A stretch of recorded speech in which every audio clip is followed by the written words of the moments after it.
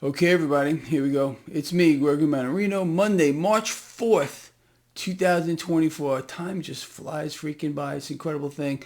Anyway, people, this is my pre-market report. I want to address an issue that I've been... Look, I listen to you guys and girls, I really do, and I try to read through the correspondence and the emails, but as of late, there's a crazy freaking phenomenon going on here.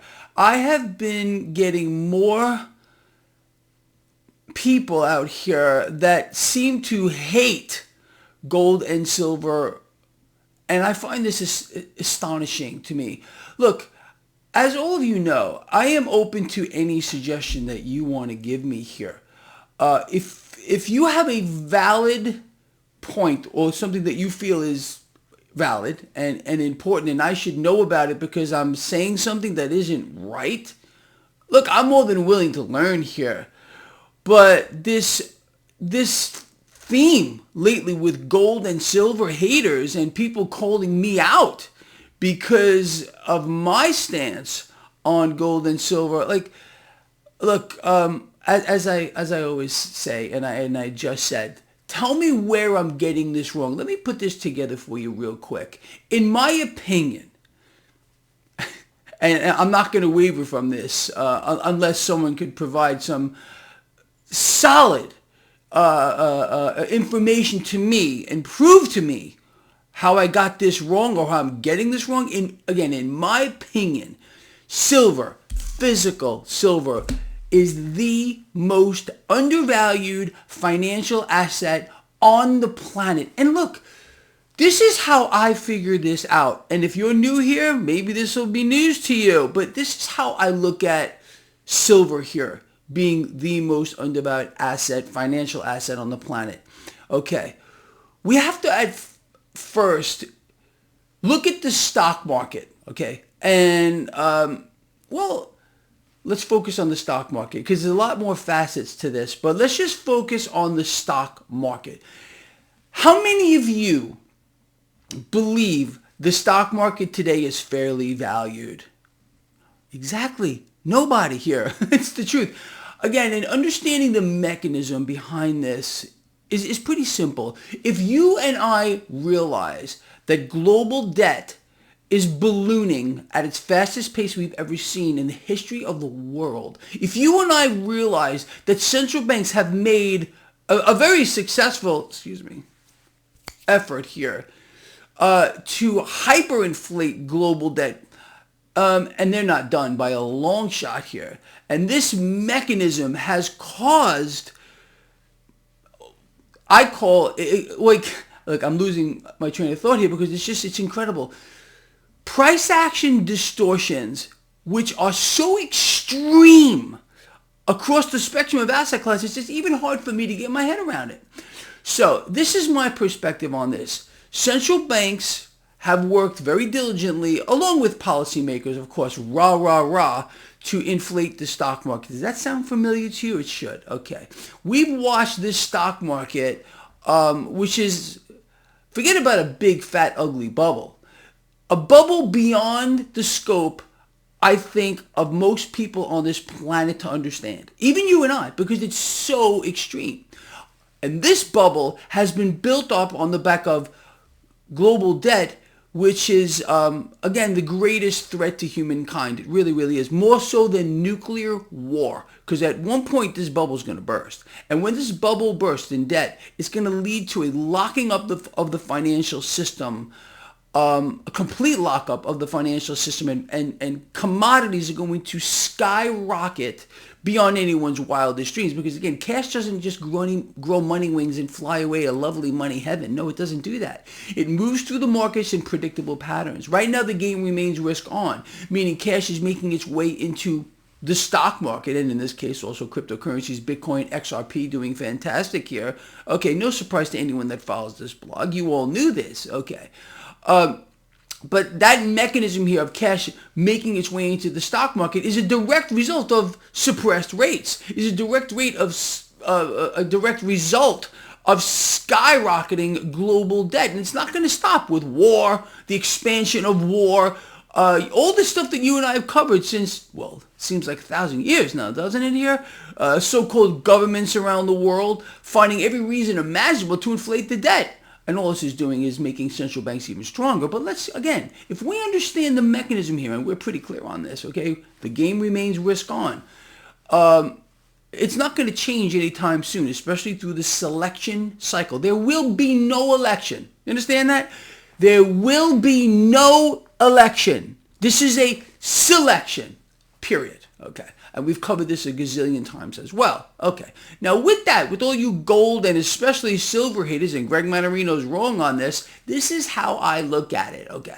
All right. So if we understand again, stock market is in a hyper bubble beyond anyone's wildest dreams, we got to figure out where the bottom actually is. What do we know? It always comes down to what we know. The Fed jumped in here at Dow 12,000.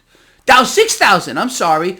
We went from Dow 12,000 to Dow 6,000, and that's when the Fed started QE1, started buying assets across the world to prevent the market from falling. The bottom could have been, well, would have been much lower than 6,000. But let's just say the bottom is 6,000 here, as the Federal Reserve has probably established a pretty hard bottom at 6,000 by buying everything in sight at that point. And they're still buying right now. Okay.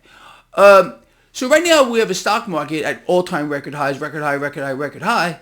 It's just all propped up on the back of easy money, central banks buying it all, and extreme debt to a level that none of us, I think, would ever have believed. My take is very, very simple. If we believe the Dow is overvalued by, I don't know, it could be overvalued by 90%. It could, and I mean that because we don't know where the bottom is. Let's say the bottom is 6,000. I still believe in my heart of hearts when the debt market meltdown occurs, and it will, but it's off. We know when it's going to happen because you and I are watching the drivers of this market. The 10-year yield, the US dollar, the Mannarino market risk indicator, free to everyone on this planet, link in description of this video, which tells us what risk is in real time. Okay, let's say eventually, this is how it's going to work. You know this, a bursting of the bubble, and it's beyond a bubble in debt here, is going to drive global stock markets down so fast and so hard that people's heads are going to spin around like the freaking Exorcist. They're not going to know what happened to them. All those on-paper millionaires, and they're being distracted right now. Look at your 401k. Oh, the stock market is ripping higher. The economy must be strong. Nothing could be further from the truth, and you all know that. But eventually, this is all going to get very real. Debt market meltdown, crush world stock markets, and where the bottom is, no one knows. Let's say it's 6,000 on the Dow. I believe we're going to get a 1-to-1 par. Dow 6,000, let's just say, or 8,000. Gold 6,000 or 8,000. That's where we're going to go. And that 1-to-1 ratio of gold to the Dow is also going to cause a normalization of the gold to silver ratio, which I believe in an extreme situation can get to 10-to-1, more than likely 15-to-1. So I'm not going to sit here and do the math for you. So for those of you gold and silver haters, you figure it out. That's why Greg Mannarino says that silver is the most undervalued financial asset on the planet Earth at this particular time. And I don't think that's going to change anytime soon. In fact, it's going to get more extreme moving forward. What do we know is going to happen? They're going to keep rates suppressed. Central banks are not done here, okay? The Fed, and this is another thing I'm getting slammed about lately, is the Fed is cutting rates, okay, along with other central banks because they must do this. They already got, and this is a long game that they've been playing, they already got the economy dead and buried. They got the consumer by the throat. A central bank's power, people look, it resides in one thing, and one thing only, and that is their ability to inflate. Now that the central banks are providing all this funding for wars and expanding wars and whatever else our loving, caring representatives want to throw at us, this gives them another avenue to inflate. Again, how does the central bank say, hey, guess what, everyone? We're going to keep rates low, or we're going to lower rates? They can't just say it. They have to create cash out of nothing, add it to a screen, and buy all the debt. This allows them to inflate even further. Do you understand what I'm talking about here? Look, as I said, as I've been telling you since day one, okay, gold and silver collectively are the best trades on earth. Silver, the number one trade on earth, in my opinion. And again, prove to me that I am wrong. Don't just say, Greg, you're wrong, because this is a comment from an imbecile. Tell me where or how I am getting this wrong.